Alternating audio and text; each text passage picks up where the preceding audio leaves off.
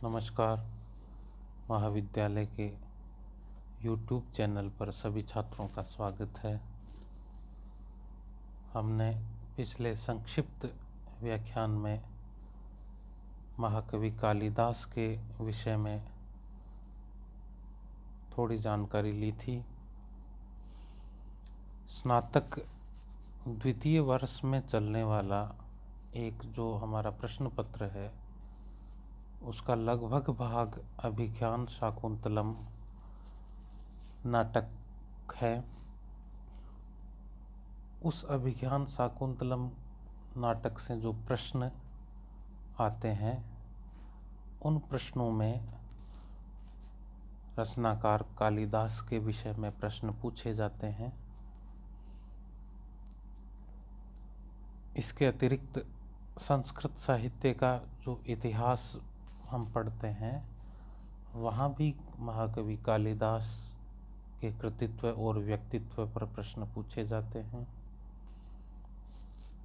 उस दृष्टि से कालिदास हमारे पाठ्यक्रम में महत्वपूर्ण स्थान रखते हैं, इसलिए हमने उनके परिचय को व्याख्यान का बिंदु बनाया। हमने पिछले व्याख्यान में कालिदास के समय के विषय में संक्षिप्त जानकारी ली थी, जिसमें हमने दो मतों पर चर्चा की थी। एक मत कालिदास को ईसा पूर्व प्रथम शताब्दी राजा विक्रमादित्य के समय का सिद्ध करता है, और एक मत है वो कालिदास को ईसा की चतुर्थ शताब्दी में गुप्त युग में सिद्ध करता है। उन दोनों ही मतों में विद्वानों ने अपने अपने जो तर्क प्रस्तुत किए हैं उन पर संक्षिप्त चर्चा की गई थी। जिस प्रकार कालिदास ने स्वयं अपने विषय में समय इत्यादि का नहीं लिखा, उसी प्रकार कालिदास ने स्थान के विषय में भी स्पष्ट संकेत नहीं दिए। अतः कालिदास कहाँ के हुए होंगे इस विषय में भी विद्वान एक मत नहीं है। मात्र उनकी रचनाओं में जो वर्णन किया है और अन्य प्रमाणों से विद्वान लोग कालिदास के स्थान का निर्धारण करने का प्रयास करते हैं। उनमें से कुछ विद्वानों के मत इस प्रकार हैं। कुछ विद्वान कालिदास को कश्मीर का मानते हैं, क्योंकि संस्कृत कवि प्रायः कश्मीरी काव्य परंपरा से थे। वहीं कुछ विद्वान कालिदास को बंगाल का मानते हैं। इसके पीछे वो तर्क यह देते हैं कि दास की उपाधि बंगाल में धारण की जाती है, अतः कालिदास बंगाल के होंगे।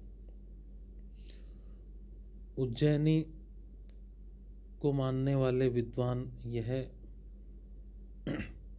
तर्क देते हैं कि कालिदास ने अपने मेघदूत काव्य में उज्जैनी का वर्णन विशेष रूप से किया है, जिससे यह प्रतीत होता है कि कालिदास उज्जैनी के थे। इस प्रकार कालिदास के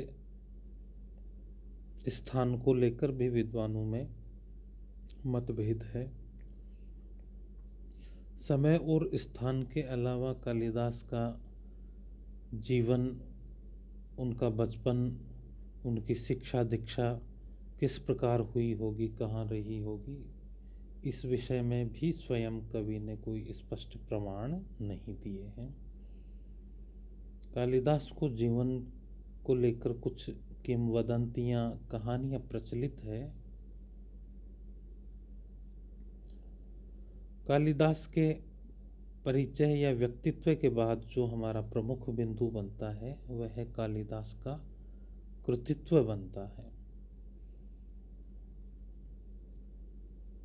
कालिदास संस्कृत के सर्वोत्कृष्ट कवि है, और इन सर्वोत्कृष्ट कवि की जो कृतियाँ हमें उपलब्ध होती हैं और विद्वानों द्वारा जो सर्वमान्य है,